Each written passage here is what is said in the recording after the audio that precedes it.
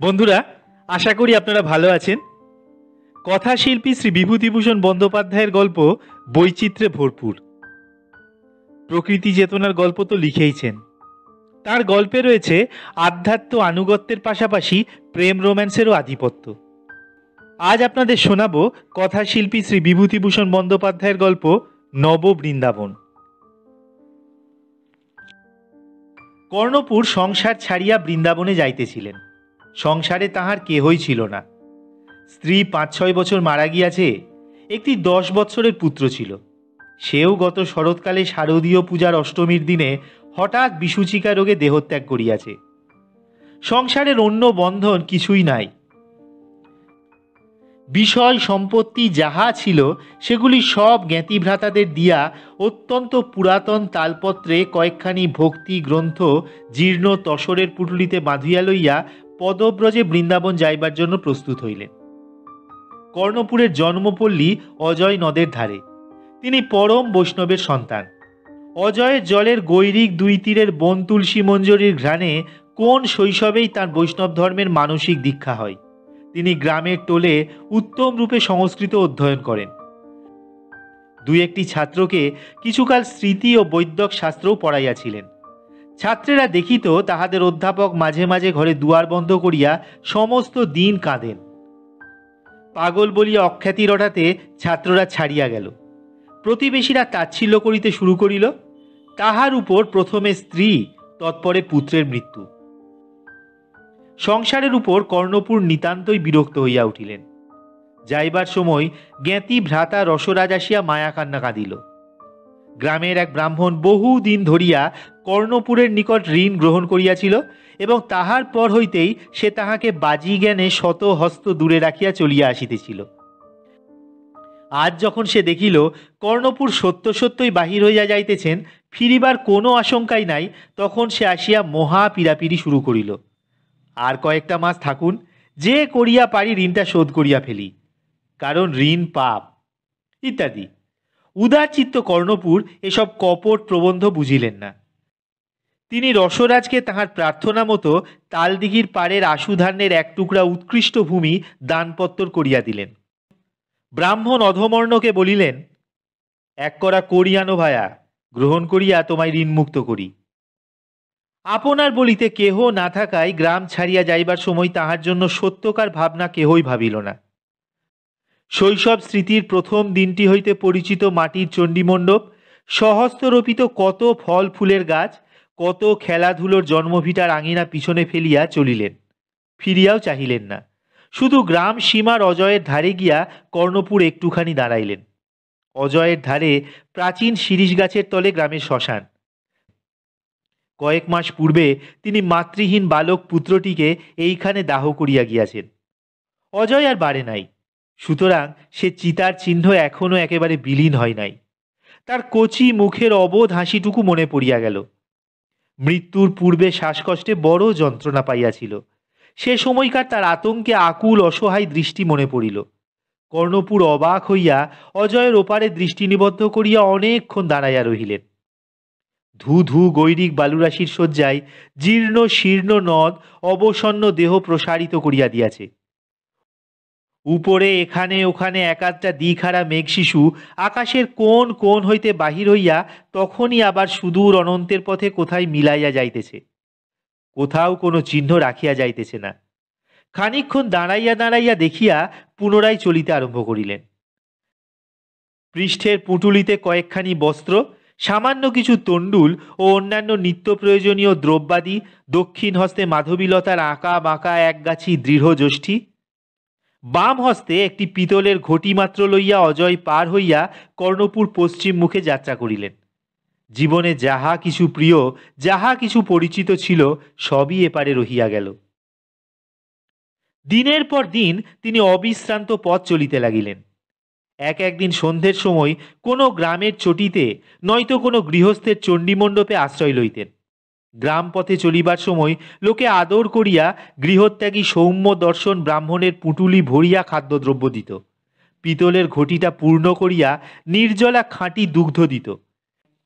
তিনি কোনোদিন তাহার সামান্য অংশ খাইতেন, কোনো দিন কোনো দরিদ্র পথযাত্রী ভিক্ষুক বা কোনো বুভুক্ষু কুকুরকে খাওয়াইতেন। কত গ্রাম, হাট, মাঠ, কত সমৃদ্ধশালী বাণিজ্যের গঞ্জ, কত নদী উত্তীর্ণ হইয়া যাইতে যাইতে অবশেষে তিনি বসতি বিরল খুব বড় বড় নির্জন মাঠ ও বনজঙ্গলের পথে আসিয়া পড়িলেন। চিরকাল নিতান্ত ঘরোয়া ধরনের গৃহস্থ, বিদেশে কখনোই বাহির হন নাই। সূর্য ডুবিয়া যাবার পরই দিগন্ত বিস্তৃত জনহীন প্রান্তরে অন্ধকার ঘনাইয়া আসিত। কর্ণপুর এক স্থানে দাঁড়াইয়া চারিদিকে লোকালয়ের অন্বেষণে দৃষ্টি নিক্ষেপ করিতেন। লোকালয় মিলিত না। তাহার মনে অত্যন্ত ভয় হইত যদি কোনো বন্য জন্তু বা কোনো দস্যু আসিয়া আক্রমণ করে। পরক্ষণেই ভাবিতেন, আমি তো সন্ন্যাসী মানুষ, দস্যুতে আমার কি কারিয়া লইবে। অজয়ের ধারের বৃদ্ধ শিরীষ বৃক্ষতলে এক ধূসর হেমন্ত সন্ধ্যার কথা মনে পড়িলেই অমনি কর্ণপুরের মন হইতে বন্যজন্তুর ভয় দূর হইত। বনের পথে চলিতে চলিতে অন্য খাদ্য মিলিত না। কোনো দিন বুনো কুল, মহুয়া ফুল, কোনো দিন বা ছোট তালচারার নবদগত পত্রকোরক খাইয়া ক্ষুধা নিবৃত্তি করিতেন। অঞ্জলি পুড়িয়া পার্বত্য নদীর জলধারা পান করিতেন। মাঝে মাঝে আবার গ্রামও পাইতেন। সন্ধ্যার সময় সেদিন তিনি একটি তালবনে আশ্রয় লইলেন। নিকটে লোকালয় নাই। পাথুরে মাটিতে অভ্রকণিকা চিকচিক করিতেছে। একটু পরে তালবনের পেছনে সূর্য ডুবিয়া গেল। সন্ধ্যার আকাশে পঞ্চমীর এক ফালি চাঁদ। সেদিন পথে এক ভিক্ষুকের সঙ্গে তাঁর আলাপ হইয়াছিল। ৩-৪ মাস পূর্বে জীবিকার চেষ্টায় বাড়ির বাহির হইয়া কিছু উপার্জন করিয়া সেদিন সে বাড়ি ফিরিতেছে। বাড়িতে তার ছোট ছোট 2টি মেয়ে ও একটি ছেলে আছে। তাদের মুখের দিকে চাহিয়া সে প্রবাসের কোনো কষ্টকেই কষ্ট বলিয়া মনে করে নাই। ছেঁড়া কাপড়ের পুটুলির মধ্যে রাঙা রাঙা পাথরের নুড়ি, নতুন ধরনের পাখির রঙিন পালক, নানান তুচ্ছ জিনিস সযত্নে বাঁধিয়া লইয়া চলিয়াছে বাড়িতে ছেলে মেয়েদের খেলনা করিতে। কর্ণপুরের মনে হইয়াছিল সেদিন, দূর, মূর্খ সংসারাসক্ত জীব।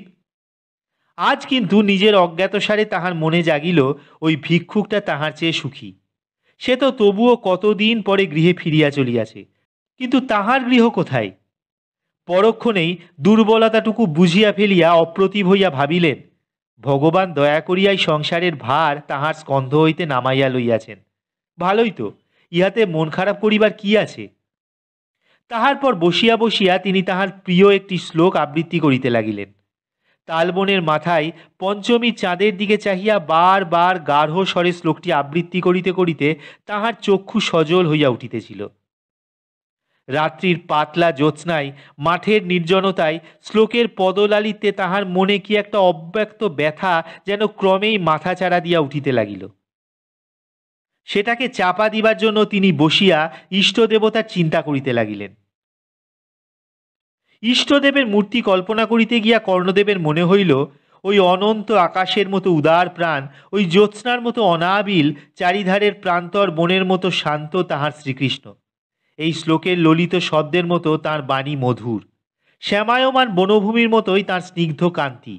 কিন্তু তাহার মুখটি কল্পনা করিতে গিয়া কেমন করিয়া কর্ণপুর বার বার তাহার মৃত পুত্রের মুখটি ভাবিতে লাগিলেন। তাহাকে দাহ করিবার সময় হইতে কর্ণপুর সে মুখটি কখনোই ভোলেন নাই। মনে যেন আটিয়াছিল।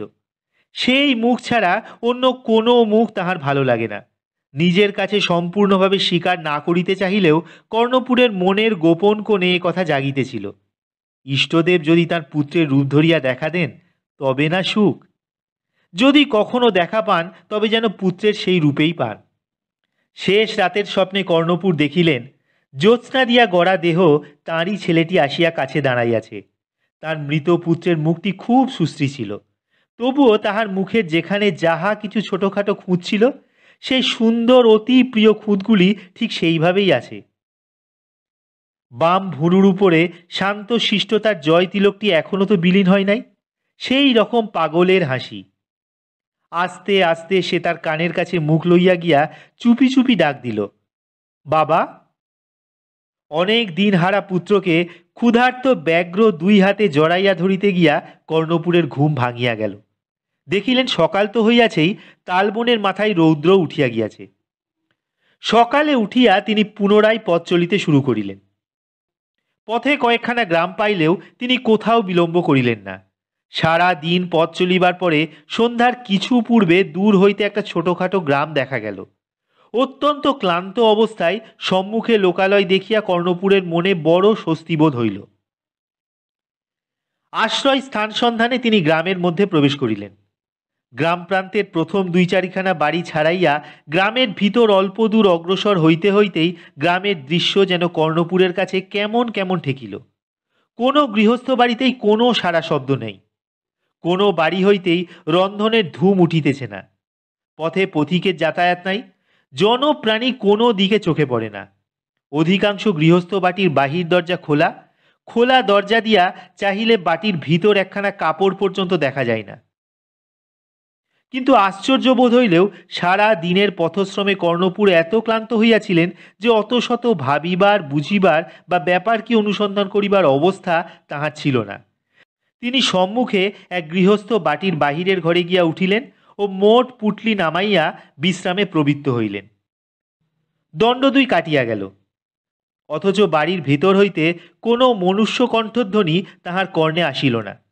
সম্মুখের পথ দিয়া এই ২ দণ্ডের মধ্যে মানুষ তো দূরের কথা, একটি গৃহপালিত পশুকে পর্যন্ত যাইতে দেখিলেন না। ততক্ষণে তিনি অনেকটা সুস্থ হইয়া উঠিয়াছিলেন। ভাবিলেন, এই বাড়িটার মধ্যে ঢুকিয়া দেখা যাউক, লোকজনেরা কি করিতেছে। বাড়ির মধ্যে পায়ে পায়ে ঢুকিয়া যাহা তাহার চোখে পড়িল তাহাতে তিনি শিহরিয়া উঠিলেন। দেখিলেন ঘরের মধ্যে ৩টি মৃতদেহ পাশাপাশি পড়িয়া আছে। মৃত্যু অনেকক্ষণ পূর্বে ঘটিয়াছে বলিয়া মনে হয়। পাশে একটি ক্ষুদ্র কক্ষে গিয়া দেখিলেন গৃহতলে একটি স্ত্রীলোকের মৃতদেহ শয্যার উপর পড়িয়া আছে।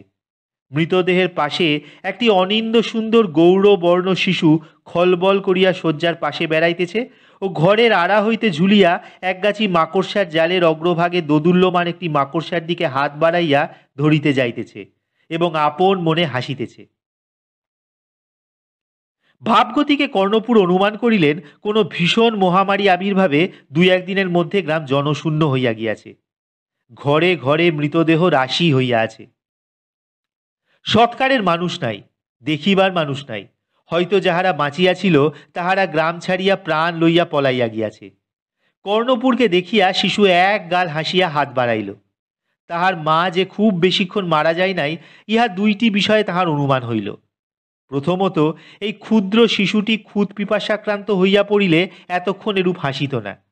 কিছুক্ষণ পূর্বে তাহার মা জীবিতাবস্থায় তাহাকে স্তন্যপান করাইয়াছে। দ্বিতীয়ত, মৃতদেহের এতটুকু বিকৃতি হয় নাই। শিশুর মা যেন এইমাত্র ঘুমাইয়া পড়িয়াছে।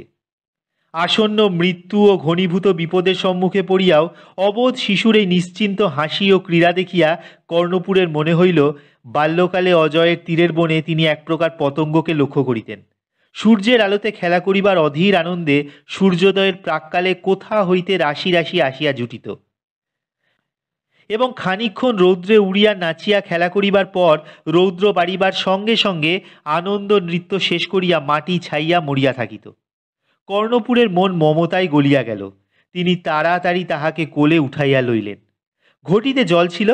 বাহিরের ঘরে আসিয়া গণ্ডুস করিয়া শিশুর মুখে ধরিতে পিপাসার তাড়নায় সে আগ্রহের সহিত উপরি উপরি বহু গণ্ডুস জল খাইয়া ফেলিল। তৎপরে তিনি শিশুর মাতার মুখে শুষ্ক তৃণ জ্বালাইয়া অগ্নি প্রদান করিলেন। মস্তকের কাছে কর রাখিয়া বিষ্ণুমন্ত্র জপ করিলেন।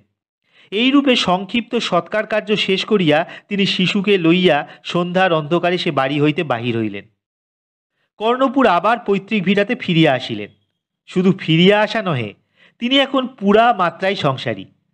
জ্ঞাতি রসরাজের সঙ্গে দ্বন্দ্ব বিবাদ করিয়া বিষয় সম্পত্তি ও ধান্য রোপণের ভূমি কাড়িয়া লইয়াছেন। ব্রাহ্মণ অধমর্ণকে দুবেলা তাগাদা করেন।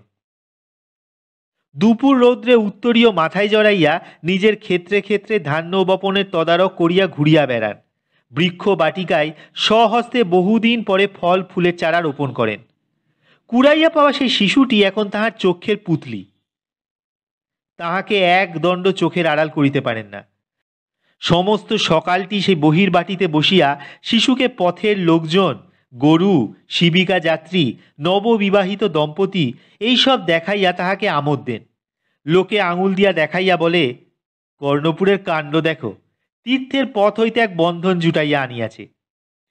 হৃত সম্পত্তি রসরাজ পাড়ায় পাড়ায় বলিয়া বেড়ায়, মর্কট বৈরাগ্যের প্রকৃতি সম্বন্ধে চৈতন্য মহাপ্রভু যে উক্তি করিয়াছেন তাহা কি আর মিথ্যা হইবার?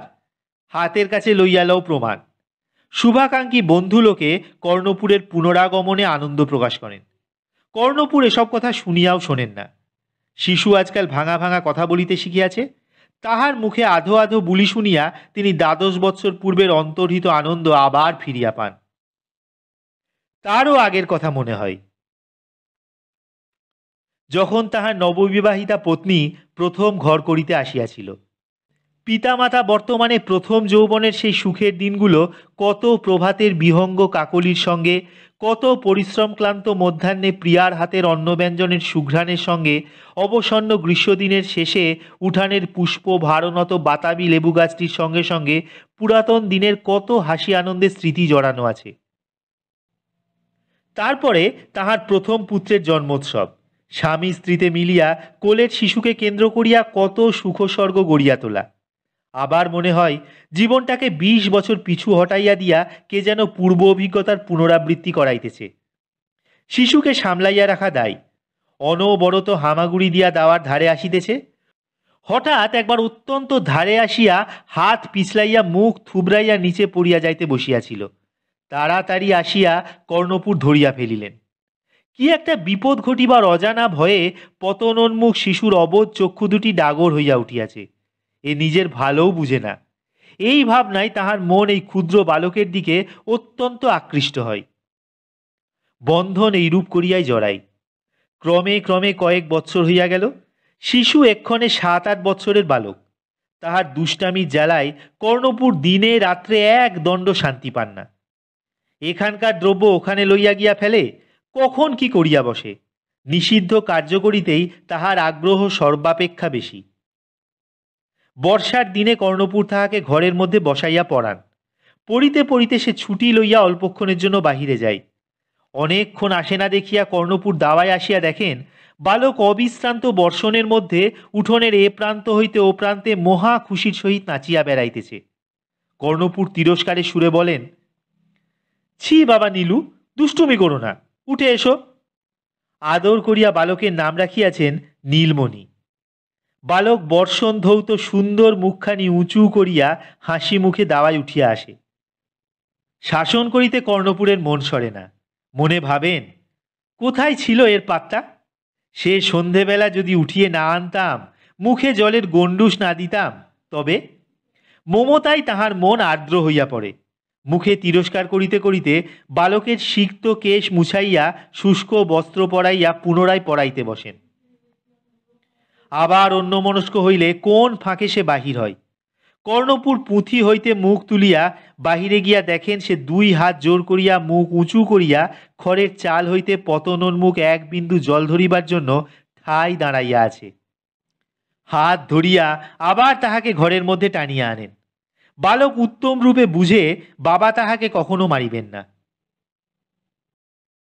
নিজ পুত্রের শোক কর্ণপুর ইহাকে পাইয়া ভুলিয়াছেন। কেবল এক একদিন নির্জন দ্বীপ্রহরে তাহার মুখের হাসি দুরাগত করুণ সঙ্গীতের মতো মনে আসে। মনের ইতিহাসে এই বালকের সে অগ্রজ। রৌদ্রভরা দ্বীপ্রহরে সে আসিয়া তাহার দাবি জানায়। কর্ণপুর উঠিয়া গিয়া নিদ্রিত বালকের চুলগুলির মধ্যে আঙুল চালাইয়া দেন, মুখের দিকে চাহিয়া থাকেন।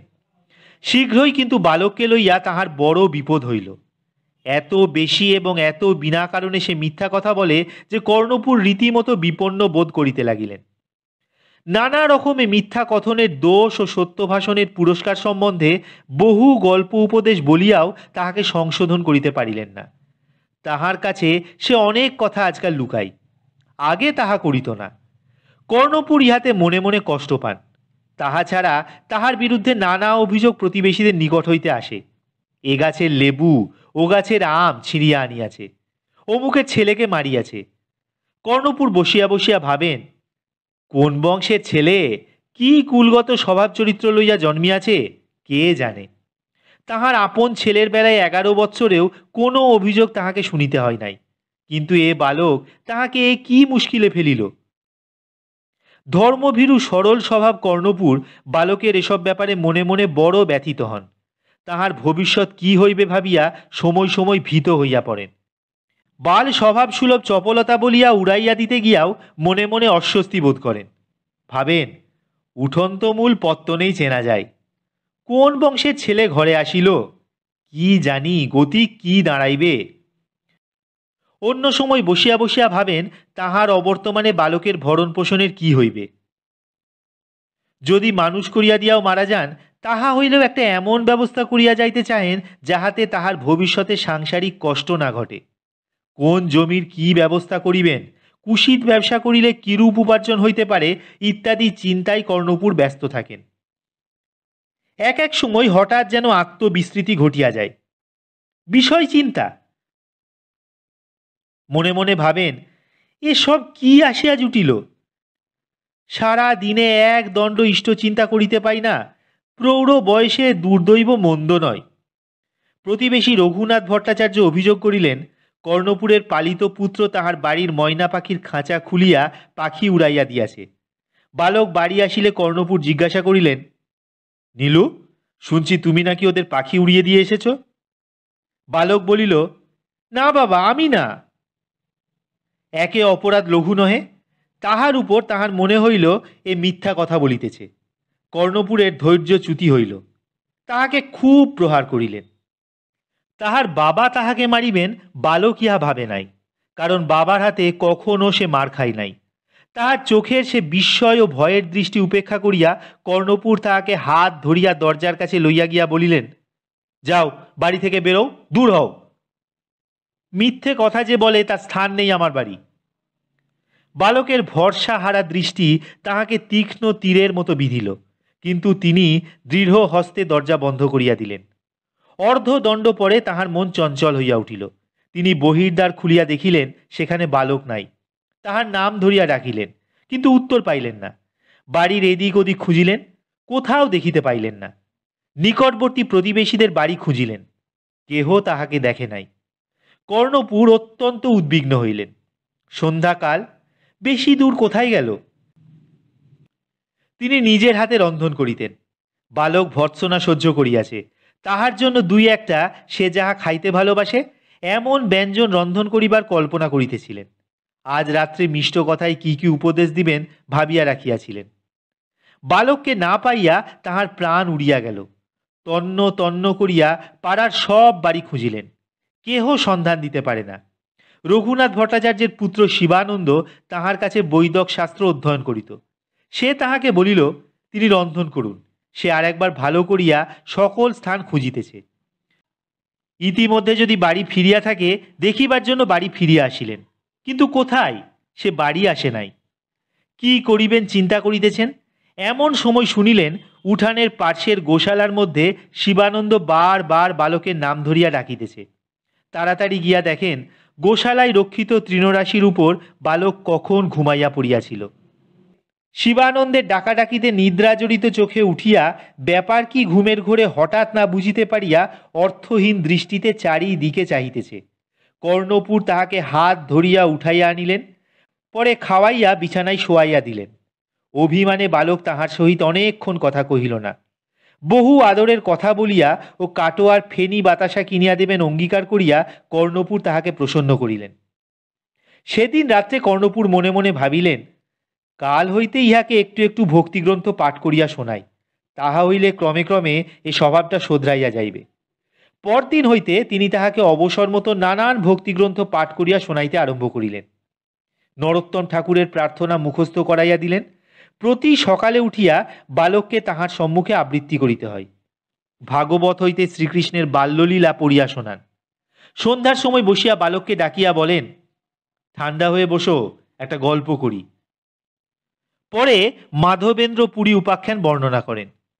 মহাভক্ত মাধবেন্দ্র পুরী বৃন্দাবনে গিয়া শৈল পরিক্রমা করিয়া গোবিন্দ কুণ্ডের বৃক্ষতলায় সন্ধ্যার অন্ধকারে নির্জনে বসিয়া আছেন। এক গোপাল বালক এক ভাণ্ড দুগ্ধ লইয়া আসিয়া পুরীর সম্মুখে ধরিয়া বলিল, তুমি কাহারও কাছে কিছু চাও না কেন? বোধহয় সারাদিন উপবাসী আছো, এই ধরো দুগ্ধ। পুরী আশ্চর্য হইয়া জিজ্ঞাসা করিলেন, তুমি কি করিয়া জানিলে আমি উপবাসে আছি? বালক মৃদু হাসিয়া বলিল, গ্রামের মেয়েরা জল লইতে আসিয়া তোমাকে দেখিয়া গিয়াছে। এখানে কেহ উপবাসী থাকে না, তাহারাই এই দুগ্ধ ভাণ্ড দিয়া আমাকে পাঠাইয়া দিয়াছে। ভাণ্ড রহিল, গরু দুইয়া আসিয়া লইয়া যাইব। বালক চলিয়া গেল, কিন্তু ভাণ্ড লইতে আর ফিরিল না। রাত্রে পুরী স্বপ্ন দেখিলেন, সেই বালক আসিয়া নিকটবর্তী এক বনে তাহার হাত ধরিয়া লইয়া গিয়া বলিতেছে, দেখো পুরী, আমি বহুদিন হইতেই বনের মধ্যে আছি। যবনের আক্রমণের ভয়ে আমার সেবক এইখানে আমায় ফেলিয়া রাখিয়া পলাইয়া গিয়াছে। কেহ দেখে নাই। শীত বৃষ্টি দাবানলে বড় কষ্ট পাই। তুমি আমার একটা ব্যবস্থা করো। অনেক দিন হইতে তোমার পথ চাহিয়া বসিয়া আছি। মাধব আসিয়া কবে আমার সেবা করিবে। মাধবপুরী মঠ স্থাপন করিয়া সেখানে শ্রীগোপাল বিগ্রহ স্থাপন করিলেন। পরবৎসর নীলাচল হইতে মলয়চন্দন আনিয়া বিগ্রহের অঙ্গে লেপন করিয়া দিবেন ভাবিয়া ঝাড়খণ্ডের পথে পুরী নীলাচল যাত্রা করিলেন। যাইতে যাইতে রেমুনাতে আসিয়া রাত্রিবাসের জন্য তথাকার গোপীনাথ বিগ্রহের মন্দিরে আশ্রয় লইলেন। তখন রাত্রি অনেক হইয়া গিয়াছে, ঠাকুরের ভোগের সময় উপস্থিত। কথায় কথায় পুরী মন্দিরের পূজারীকে জিজ্ঞাসা করিলেন, গোপীনাথের ভোগের কি ব্যবস্থা আছে? পূজারী বলিল, গোপীনাথের ভোগের জন্য অমৃতকেলী নামক ক্ষীর দ্বাদশ মুখপাত্র ভরিয়া সন্ধ্যার পর দেওয়া হয়। অমৃত সমান তাহার আস্বাদ। গোপীনাথের ক্ষীর বলিয়া তাহা প্রসিদ্ধ, অন্য কোথাও তাহা পাওয়া যায় না। কথা বলিতে বলিতে ভোগের শঙ্খঘণ্টা বাজিয়া উঠিল। পুরী মনে মনে ভাবিলেন, অযাচিতভাবে কিছু ক্ষীর প্রসাদ পাওয়া যায় না? তাহা হইলে কিরূপ আস্বাদ জানিয়া ঐরূপ ভোগ বৃন্দাবনের মঠে শ্রী গোপাল বিগ্রহের জন্য ব্যবস্থা করি। ভাবিতেই পুরীর মনে লজ্জা হইল। শ্রী বিষ্ণু স্মরণ করিয়া তিনি তথা হইতে বাহির হইয়া গ্রামের হাটে আসিয়া বসিলেন। অযাচিত বৃত্তি পুরী বিরক্ত উদাস, অযাচিত পাইলে খান নহে উপবাস। রাত্রে গোপীনাথের পূজারী স্বপ্ন পান। গোপীনাথ স্বয়ং তাহাকে বলিতেছেন, দেখো, এই গ্রামের হাটে এক সন্ন্যাসী বসিয়া আছে, তার নাম মাধবপুরী। তাহার জন্য একখণ্ড ভোগের ক্ষীর ধরার আঁচলে ঢাকা রাখিয়া দিয়াছি। আমার মায়ায় তোমরা তাহা টের পাও নাই। সে সারা দিন কিছু খায় নাই। শীঘ্র মন্দিরের দ্বার খুলিয়া লইয়া গিয়া তাহাকে দিয়া আসো। পূজারী তখনই আসিয়া দ্বার খুলিয়া দেখিল, সত্যই বিগ্রহের ধরার অঞ্চলে এক পাত্র ক্ষীর চাপা আছে বটে। কে এমন মহাভাগ্যবান পুরুষ যাহার জন্য স্বয়ং ঠাকুর ক্ষীর চুরি করিয়াছেন? ক্ষীর পাত্র লইয়া পূজারী গ্রামের হাটে আসিয়া তাহাকে খোঁজ করিয়া বাহির করিলেন। মাধবপুরী একা অন্ধকার হাট চালাতে বসিয়া বসিয়া নাম জপ করিতেছিলেন।